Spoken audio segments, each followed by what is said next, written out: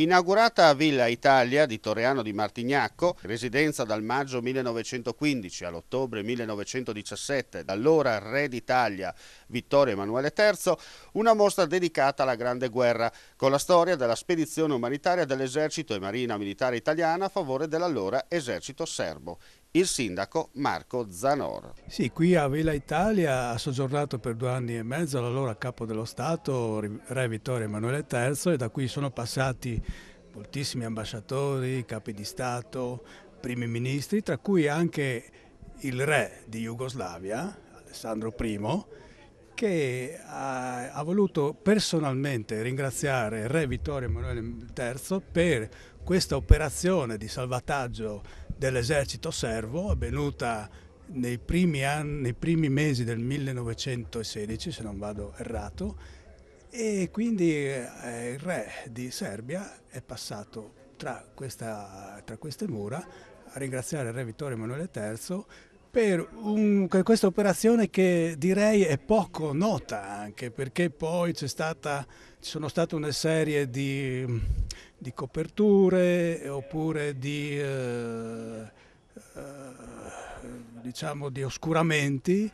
dando il merito di questa operazione agli inglesi e ai francesi, mentre in realtà la protagonista dell'operazione è stata la Marina Militare Italiana. Quindi un pezzo di storia che si sta riscrivendo grazie all'opera della scrittrice, della storica Mila Milosevic, che appunto è andata a riscoprire questo episodio e attraverso un manoscritto che era stato dimenticato ha fatto quest'opera, ha riscritto quest'opera per dare il giusto risalto all'operazione italiana. Appena conclusa la serata inaugurale di questa bella manifestazione, abbiamo con noi, prima abbiamo sentito il sindaco, adesso andiamo a sentire il vice sindaco di Martignacco che sta discutendo ancora col suo comandante, vediamo se si libera. Eccolo qua. Allora, vice sindaco, bella serata, bella giornata, un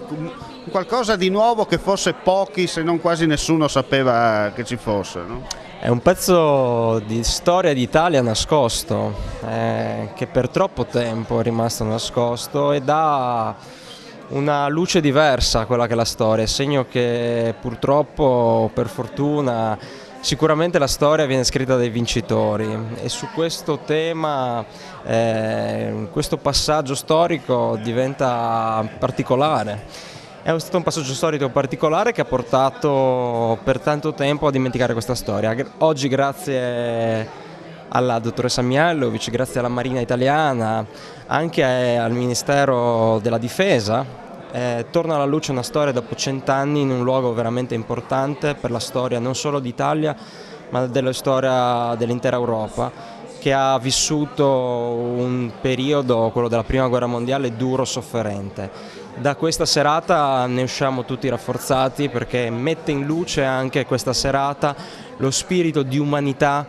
che ha avuto il nostro esercito e degli aspetti umanitari e degli aspetti di cuore che sono stati parte integrante della Prima Guerra. Tante volte vengono ricordati solo gli aspetti più brutti, io credo che in serate come queste aiutano a rinforzare quella che è la pace tra i popoli, i rapporti tra i popoli, in particolare questa sera l'amicizia che unisce il popolo italiano col popolo serbo. Poi ricordiamo che la location non è casuale, perché Villa Italia e soprattutto Ceresetto di Martignacco può vantarsi di essere tra le capitali dell'Italia in questi 100 e oltre 150 anni di storia. Sì, Torreano di Martignacco con la propria Villa Italia rappresenta un fulcro dove sono passati presso questa villa tra il 1915 e il 1917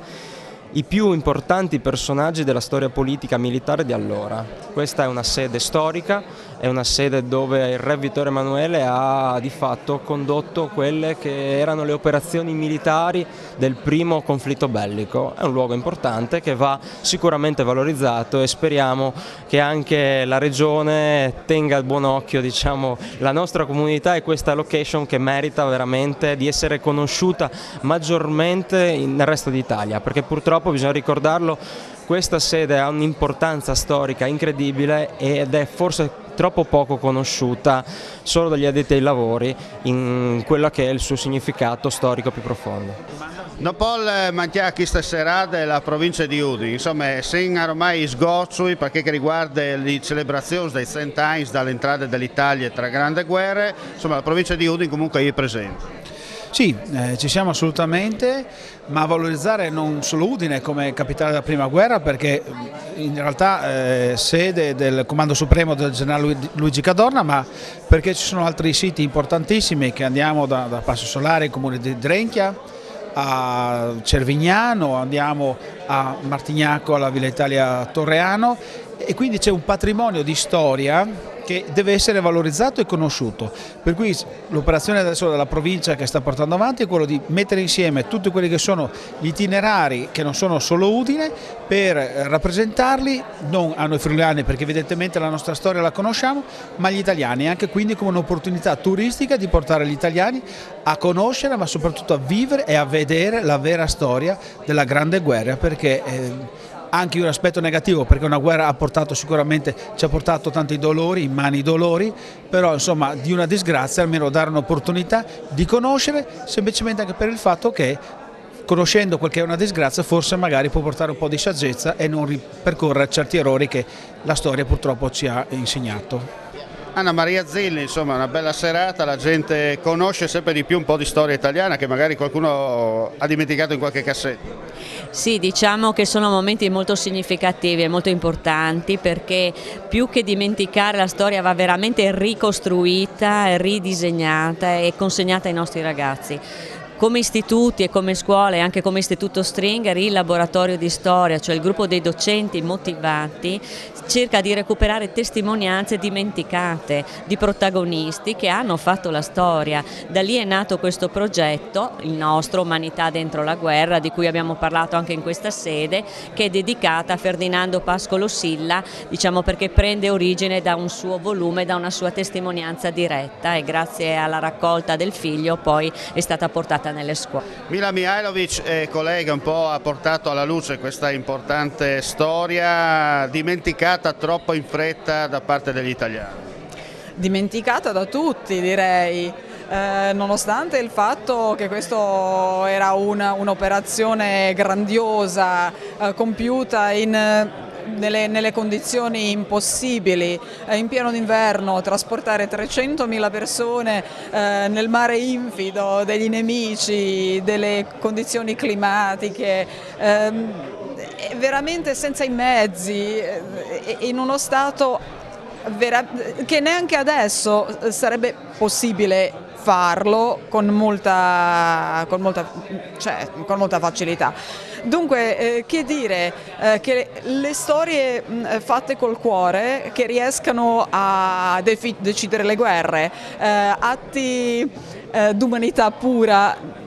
non ordinati ma donati, che riescono a cambiare il mondo, perché il mondo, se non ci fossero stati quei uomini di grande cuore, di grande senso d'onore, di grande senso della patria e di amicizia, il mondo probabilmente non ci sarebbe stato oggi quello che è. L'alba in cui è iniziata questa sua avventura? L'alba. Quando si avvicinava il centenario della Grande Guerra ho deciso di dare anch'io il mio contributo, visto che tutti partiamo delle proprie librerie, dalle proprie case. Ho trovato dei volumi storici donatimi da un amico tanti anni fa, come parlano dei fatti serbi, libri sui serbi. Ho scoperto che questi non erano i libri sui serbi, che erano libri sull'Italia, sulla grandezza dell'Italia, politicamente importantissimi, non soltanto come i libri di storia. Memoria storica sì, ma memoria e l'onore politico dimenticato per le ideologie del dopoguerra. Poi pensate che su quello che ha fatto Italia, tutto quello che ha fatto Italia fu attribuito alla Francia, e quel falso storico che si creò si è radicato per 100 anni senza alcun appoggio storiografico. Perché? Perché è persa pure la documentazione. Pensate che questa documentazione è unica, esistente, originale. E adesso cerchiamo di riportare la verità storica all'Italia e al mondo